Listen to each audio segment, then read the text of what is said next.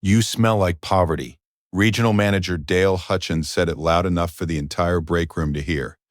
12 employees froze mid-pour, mid-bite, mid-sentence. Every eye moved to the woman in the gray custodial uniform, standing by the supply closet. Diane Mercer, 61 years old, mop in hand, face betraying nothing. Dale's silk tie caught the fluorescent light as he crossed his arms and waited for a reaction. He'd been waiting to do this for months. What he didn't know, what none of them knew, was that the woman he'd just humiliated in front of a room full of witnesses owned every square inch of the building they were standing in, and his contract was up for renewal in 48 hours. Rewind 9 months. This is where it started. The morning Diane Mercer walked into the offices of Pinnacle Management Solutions, the lobby told her everything she needed to know about the man who ran it. Mahogany reception desk, a framed Forbes article on the wall, regional market leaders, Dale Hutchins, 42, building an empire one contract at a time, bronze sculpture of a bull on the credenza, polished to a mirror shine, 3 staff members at their desks by 7:45 a.m., all of them tense around the shoulders in the way people only get when they're afraid of who might walk in next. Diane set her supply caddy on the floor and began her checklist. She'd cleaned offices her whole adult life, or so the employment file said. What the file didn't say, Diane Mercer held a master's degree in business administration from Stanford, had spent 22 years building TerraCore Holdings, a commercial real estate company she'd founded at 31 with $40,000 borrowed from her mother and a rented desk in a shared workspace in Oakland. TerraCore now owned 18 commercial properties across 3 states, with a combined portfolio valued at just under $200 million. Pinnacle Management Solutions operated out of a TerraCore building, had for 6 years. When TerraCore's head of property management retired suddenly, cancer diagnosis, quick decline, Diane had a problem. 14 buildings, dozens of commercial tenants, and a management layer that had grown sloppy and expensive without oversight. She needed to know what was really happening on the ground, not what the report said, what was actually happening. She'd seen the trend lines, 3 properties with rising tenant turnover, maintenance complaint backlogs that kept resolving on paper but not in practice, and 1 building, the Pinnacle building, where staff attrition had spiked 40% in 2 years. When you owned the property and something smelled wrong, you went to look for yourself. She'd done it once before, in 2009, showed up as a temp worker at an underperforming property in Sacramento, found a facilities manager running a ghost vendor scheme, saved the company $800,000. Old habit, reliable method. She gave herself 3 months, maybe 4. That was 9 months ago. Dale Hutchins had been regional manager of Pinnacle's operations division for 4 years, son of a Scottsdale developer who'd left him a Rolodex and a seed investment. Dale had parlayed both into what he called a lean operation, code for understaffed, code for wringing maximum productivity from minimum payroll. He drove a pearl-white Maserati to a building where the custodial staff hadn't had a raise in 3 years. His office had an espresso machine and a custom leather chair. The break room had a drip coffee pot with a cracked carafe that maintenance had logged as pending replacement for 7 months. Dale Hutchins had never personally changed a coffee filter in his life. He considered that a point of pride. His flaw wasn't cruelty exactly. It was the kind of casual contempt that comes from never having needed anything.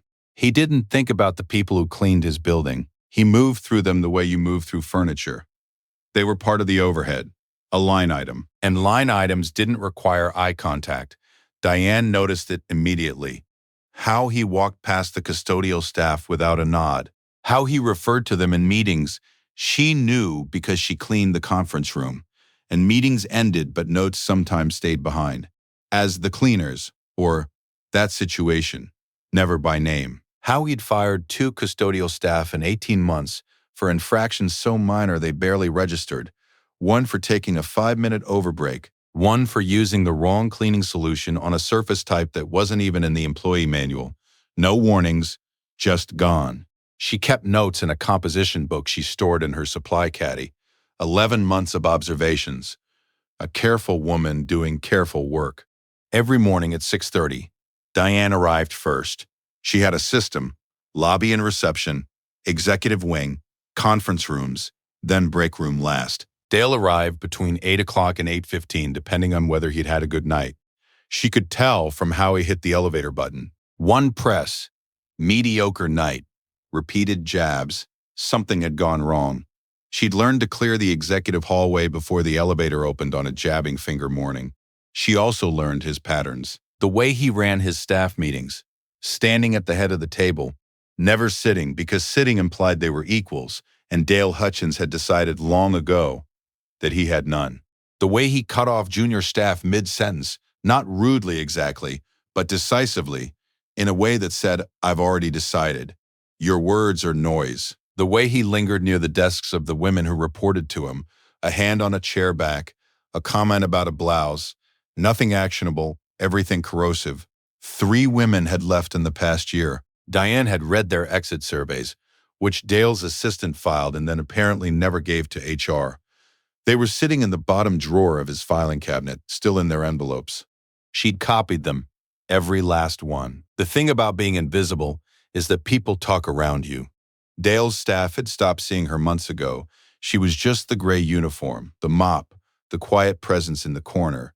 So they talked, openly. She heard about the falsified maintenance logs Dale submitted to TerraCore's property management office, repairs billed at full cost that were either done at half measures or not done at all. She heard about the HVAC contract he'd given to his brother-in-law's company, which had no commercial HVA certification. She heard the junior facilities coordinator, a young man named Terrence, tell a colleague in a low voice, "If I say anything, he fires me. If I don't say anything and someone gets sick because the air handling system hasn't been properly serviced, I don't even want to think about it." Terrence was right to be worried.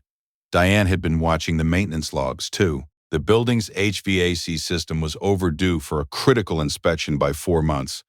The vendor Dale had contracted, the brother-in-law's company, had submitted invoices for 3 service visits. Building access logs showed 1 actual visit, lasting 40 minutes. Not enough time to service a system this size by a factor of several hours. She'd flagged it with TerraCore's facilities office as an anonymous concern. Twice. The 3rd time, she'd requested documentation under her own authority, but carefully, through a request that went to a junior administrator who wouldn't cross-reference the name with the woman mopping the hallways.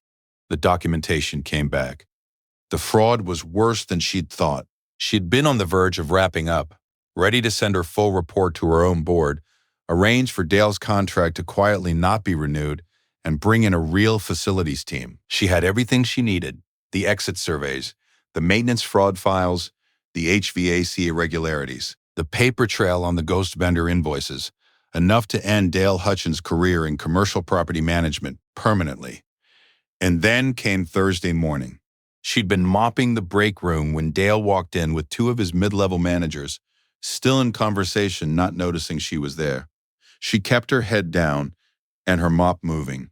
Invisible, as usual. Told Terrence if he keeps questioning my vendor choices, he can find somewhere else to question, Dale was saying, pouring himself coffee. I don't need that energy on my team. He's just worried about the inspection certification, one of the managers said carefully. Let him worry. That's what junior staff does. They worry. I decide. Dale turned, and that's when he saw her. Diane wringing out the mop head, close enough that he'd walked past her twice without registering her presence. His expression shifted. Not embarrassment at nearly walking into her. Something else. Assessment.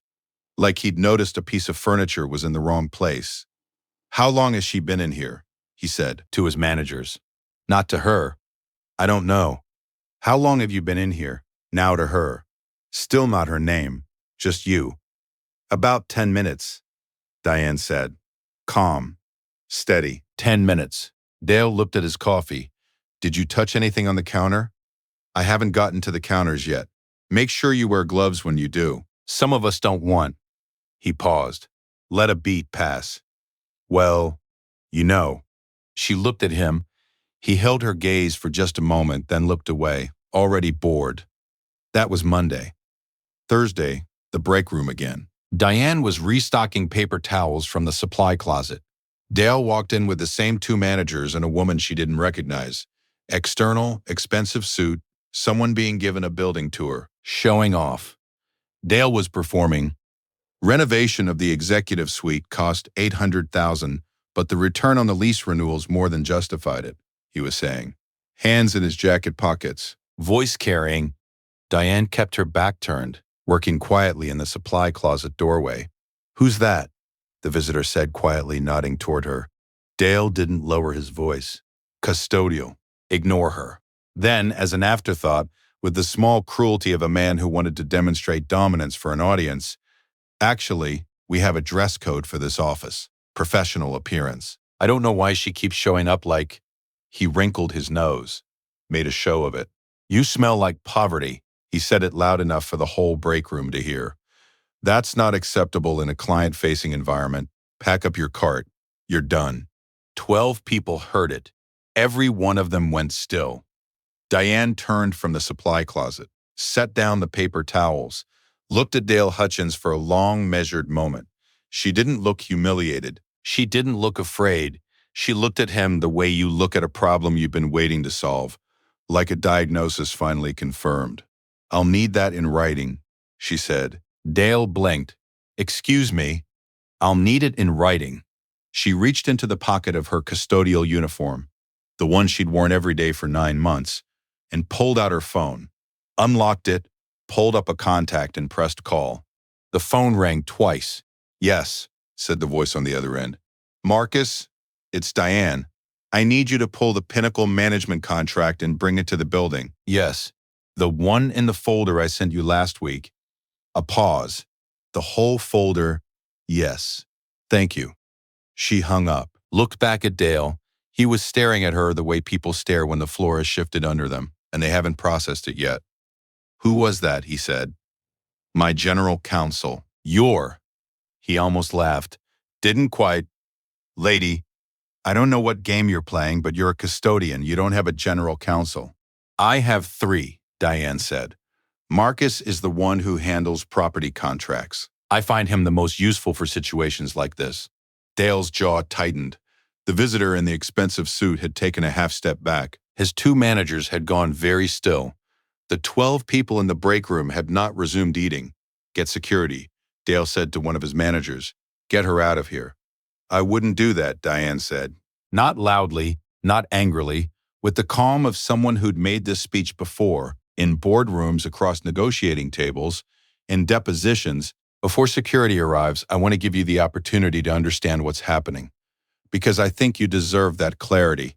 My name is Diane Mercer. I'm the founder and CEO of TerraCore Holdings. TerraCore owns this building. Your company, Pinnacle Management Solutions, leases space in this building and holds an operations contract with TerraCore that comes up for renewal in 48 hours. I've spent the last 9 months on-site documenting how you run this facility." She held up her phone. "I have quite a bit to show you, but we might want to do this somewhere private." The break room was absolutely silent. Dale Hutchins' face had gone the color of old chalk. "You're—" He stopped, processed.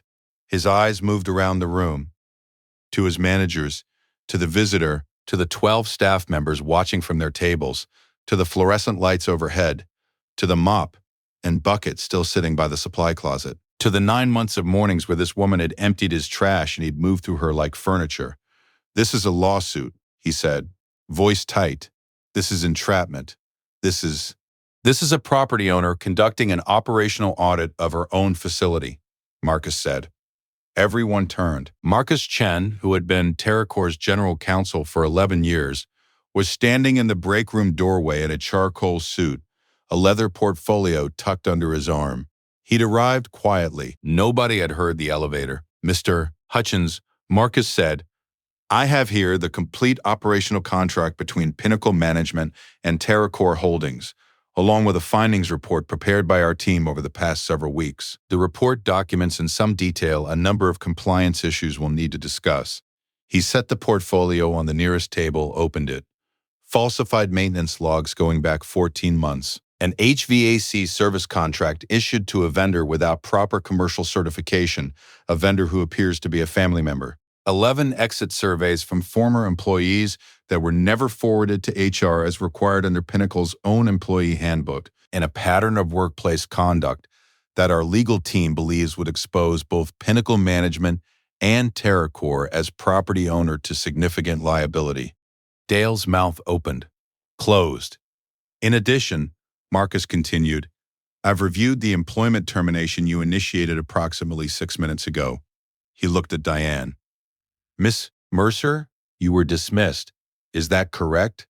I was told I smelled like poverty, Diane said, in front of witnesses, none of whom were looking at their phones or their lunches anymore. That's not. I didn't. Dale's voice had lost its shape. The authority was gone like a jacket that no longer fit. She provoked. I didn't know who she was. That's the thing about dignity, Diane said, and there was no heat in her voice, just something final and clear. It doesn't depend on who's watching. The woman in the expensive suit quietly picked up her bag and walked to the elevator. She didn't say goodbye to Dale. Mr. Hutchins. Marcus slid the folder across the table. If you'd like to review the findings before we proceed to our next steps, now would be the time. In the building he'd managed for 4 years beneath the Forbes article about his empire, and looked at the folder like a man watching a wall come down. He sat down, slowly, in a chair at the break room table, among staff members who hadn't seen him sit at eye level with anyone in 4 years. He looked for the first time like someone who'd needed to sit down for a while. The termination of Pinnacle Management Solutions contract was completed within 72 hours, not renewed, not restructured.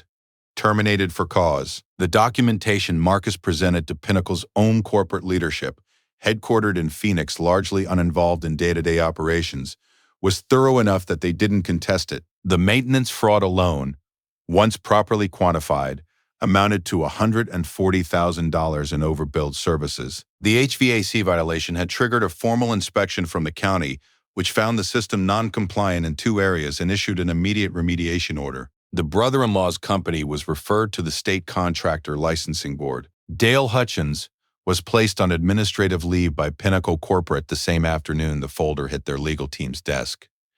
2 weeks later, his employment was terminated. He contested it. The contest did not go well. Terrence, the junior facilities coordinator who'd been afraid to speak, was the first person Diane called after the contract paperwork was signed. She offered him a direct position with TerraCore's facilities management division. He accepted within the hour.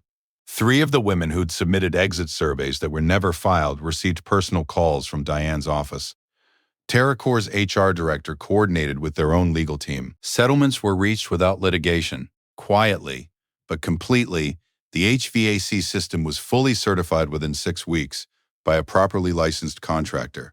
The maintenance backlog was cleared. The cracked coffee carafe was replaced the same afternoon Diane made the call. She'd noted the maintenance ticket number in her composition book back in month 2. Figured it deserved a resolution too.